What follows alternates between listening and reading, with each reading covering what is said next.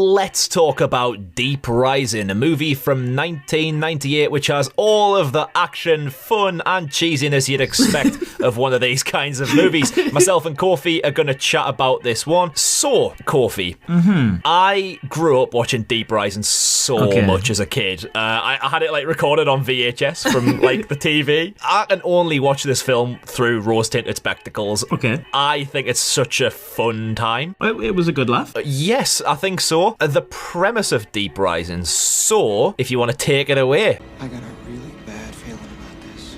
Some mercenaries, one person knows where they're going. They're all going there just because a load of money is offered, and you find out that they're going to a cruise ship. Yes, the Argonautica. To just ransack it and steal everything. This is correct. There's a lot of things that are just questionable in this, really. Yeah. It's like, so we've got like a crew who like the mercenaries hire, led by Finnegan. I fucking love Finnegan. So he's played by a guy called Treat Williams. What a name as well, fucking Treat Williams. Treat Williams, I know.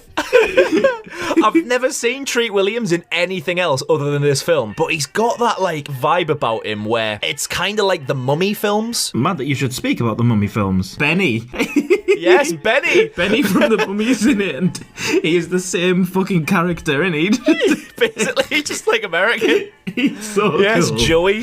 Joey Pantucci. Oh, what Joey a fucking Pantucci, guy. I love him in it, man. I love him. But yeah, Treat. He's a very fucking good actor. Got so much charisma and screen presence. Does, like. And if this film has anything going for it, Christ almighty, the script is really like entertaining. It's packed full of jokes and little funny moments. Yeah. and I like that Jimon Honsu's in it as well. Vivo. Yes, he is. Well, I didn't know you fucking acted back then. He's just not aged. I know, man. He's been the same age. 22 his whole life. I know.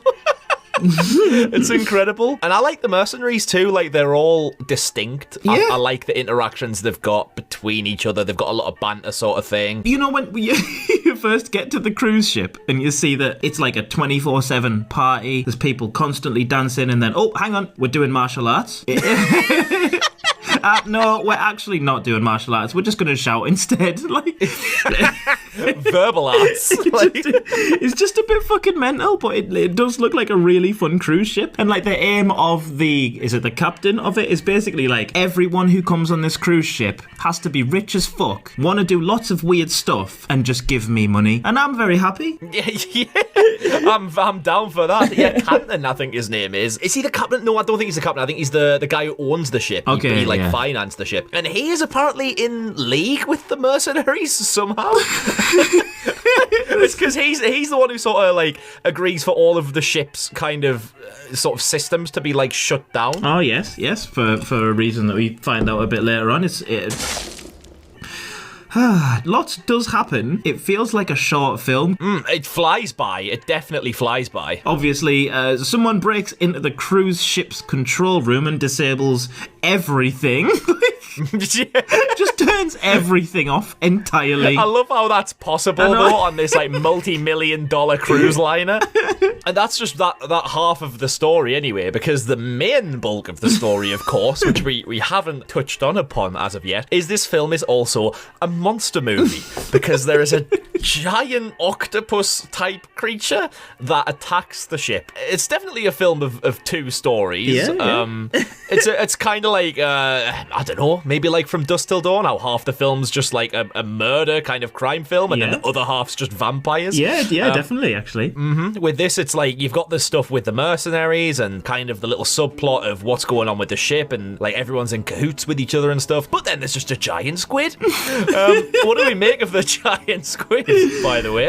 Well, it wasn't too bad, to be honest with you. 1998, yeah, it was 1998? It was a while ago. I think most of it was pretty good. Yes, I think so, and there's a lot of cool uses of sort of the tentacles. You never really know where it is. There's a bit of a debate that I can have about the scale, because later in the film, when we do see the entire thing and we see the head and the eyes and whatever, when Finnegan is sort of like picked up by it, he's fucking having a face off with it. It's a decent size, right? But the impression you have of this thing throughout the entire film is that its tentacles are somehow in every pipe on the ship. Out of a toilet at some point. Yeah, it does. It sucks the toilet out of the woman. Yeah.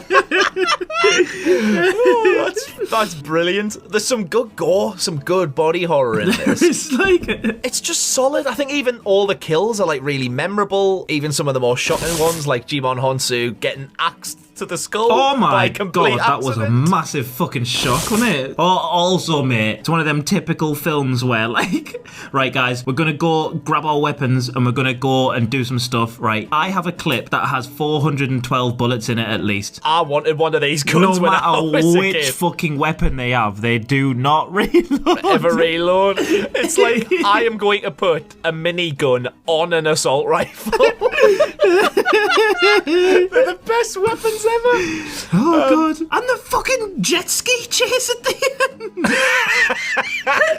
It's like, honestly, like, it goes from like adventure movie to a drama to a fucking crazy monster movie to a fucking game. Yeah. Like, it turns into a game right at the end. They are jet skiing through thin corridors that have been flooded on a cruise ship with everything exploding all over the place. Fighting a giant squid. But somehow, it's so ridiculous that the needle goes all the way back round to Incredible again. Yeah, it does, yeah. I fucking mess. I enjoyed it so much. It was so much fun. It was, wasn't it? I would absolutely recommend this for, like, to be honest, just for people, if you grew up loving The Mummy, like them kind of films, this film fucking reeks of the late 90s. It does. And there's just something about it that has this kind of dated yet timeless quality where I can put it on and I'm just there for the ride and I can have a fucking laugh, you know? So true. It's a really competently made film. It's got a few shoddy special effects here and there, of course, due to the age of CGI and use. What can you expect? A lot of memorable characters that interact brilliantly. Finnegan's mint, Joey's mint. Joey's funny as fuck. If anyone has access to Treat Williams, I'd love to get him on an episode of this. Oh my fucking god, that would be absolutely incredible. Let's do it. What were your overall thoughts? You just enjoyed it, yeah? Yeah, I loved it. It was incredible. It was good fun, and it had a really not